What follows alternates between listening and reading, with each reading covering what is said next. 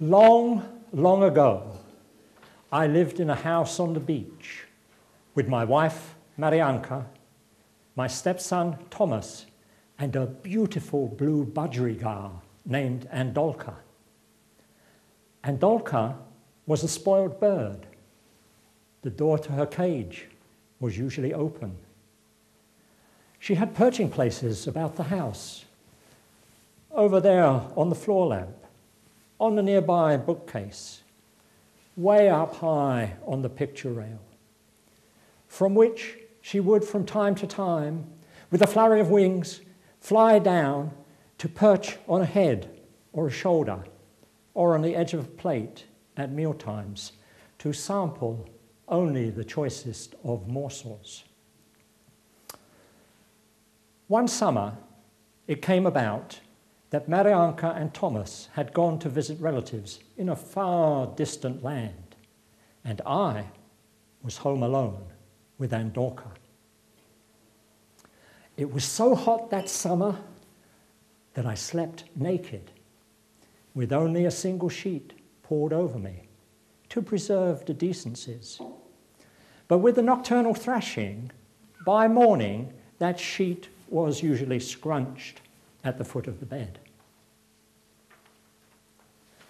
Perhaps some of you have the luxury of awakening naturally without the rude blare of an alarm clock. If so, you've probably experienced one of life's greatest pleasures, what I refer to as coasting.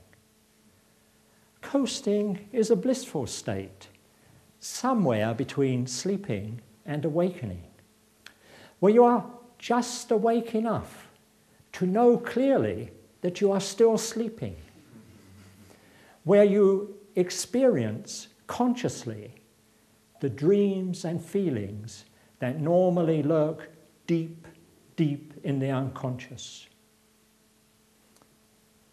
One summer morning, I lay there gloriously coasting, lost in the ecstasies of dream sex. As my pleasure intensified, my body prepared itself for those activities which, alas, are not possible to conclude in the way that nature intended in the absence of a willing partner. Lazily, I lay on the bed. Languorously, I stretched out all 5 of my limbs to their fullest extent. Suddenly, there was a flurry of wings as Andolka swooped down and alighted on an entirely new perch, the like of which she had not previously seen. I don't know if you've watched budgerigars on a new perch. They check it out. They run this way, they run that way, to and fro and to. That's exactly what Andolka did with me. I found, to my astonishment, that the undersides of a budgerigar's feet are surprisingly warm.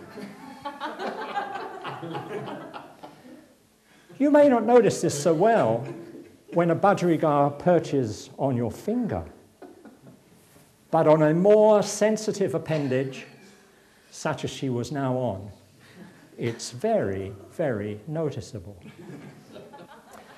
It was exquisitely pleasant to be kneaded by those little warm toes. I wallowed in the feeling. Oh, oh, oh. It was so very nice. If you've watched budgerigars on perches, you'll realize they rarely fall off. They cling tightly. So with that tight clinging of those little warm feet and the backwards and forwards, ooh, ooh, ooh. It was so, so delightful. Vaguely, as I was savoring this unexpectedly delicate dimension of sexual aberration, it occurred to me to wonder why it was that Krafft Ebing, in his monumental Psychopathia Sexualis, had nary a mention of the beauty of Budgerigar Bestiality. Was it, perhaps, a secret pastime that he kept to himself? If you've ever kept a bird in a cage, chances are that you provided it with a seed bell, a whimsical compaction of bird seeds into the shape of a bell, usually with a small metal bell hanging beneath it, for sound effects as the bird pecks at the seeds. Suddenly, and Dorcas stopped pacing,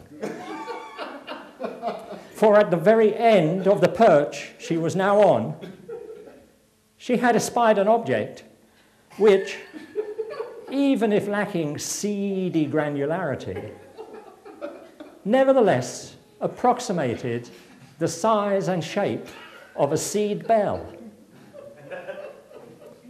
A few quizzical tilts of the head, a few puzzled chirps, and she decided to investigate. Ow! Ow! Ow! My shriek of pain when she pecked me, and my leap from the bed, clasping my injury, drove the poor startled Andorca off in the flurry of wings back to one of her perching places for the rest of the day. I now knew why Krafft Ebing had passed this one by. My only consolation was that I was alone in the house. I had no need to explain my fearful shriek to anyone.